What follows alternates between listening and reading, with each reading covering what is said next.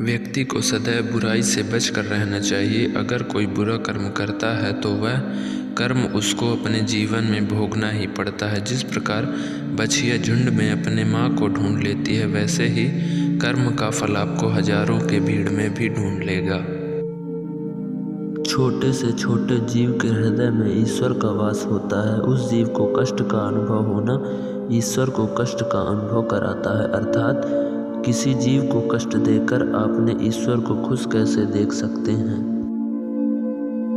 जो कृष्ण का दास हो जाता है वह अपने आराध्य से ऐसे दिन न दिखाने की कामना करता है जिससे उसमें कभी गुरूर आ जाए। वह तो अपने कृष्ण का सेवक बनकर ही जीवन सफल बनाना चाहता है। कृष्ण अपने भक्तों को कर्म का मार्ग दिखाना चाहते हैं। वह कहते हैं, अपने कर्म समाज के प्रति और मानव कल्याण के प्रति केंद्रित करते हुए करो, बाकी फल की चिंता मत करो। उन सभी कर्मों को मुझे समर्पित करो। इस मार्ग को अपनाकर तुम मुझे प्राप्त कर सकते हो, मेरे प्रेम का भागीदार बन सकते हो। जो दुष्ट लोग होते हैं वह कठोरता से ही मानते हैं। उनको समझाने के लिए कठोर व्यवहार करना आवश्यक है। अगर समझाने मात्र से ही दुष्ट समझ जाते तो बांसुरी बजाने वाला कभी महाभारत नहीं होने देता। मनुष्य का मन सदैव से चंचल रहा है। इस मन की चंचलता ने मनुष्य को पथभ्रष्ट तथा मार्ग से विचलित करने में कोई कसर नहीं छोड़ी। जो व्यक्ति अपने मन को नियंत्रण में नहीं रखता वह धीरे धीरे स्वयं का शत्रु बन जाता है।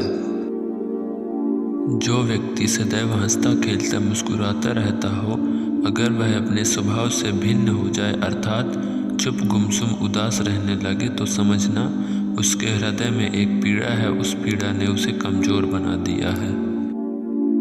जिस व्यक्ति के पास संपूर्ण धन दौलत ऐश्वर्य वैभव सब है मगर संतुष्टि नहीं है, उस धन दौलत का कोई अर्थ नहीं।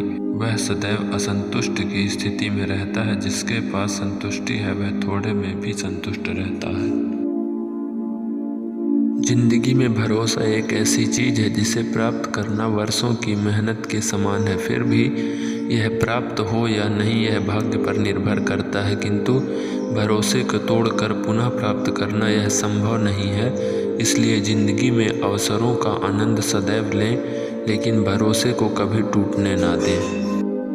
प्रेम कभी न समाप्त होने वाली प्रक्रिया है। जिस व्यक्ति को प्रेम हो जाता है वह फिर जीवन और जीवन के बाद भी प्रेम के वशीभूत रहता है। प्रेम को प्राप्त करने के लिए त्याग, तपस्या और योग का सहारा लेना पड़ता है।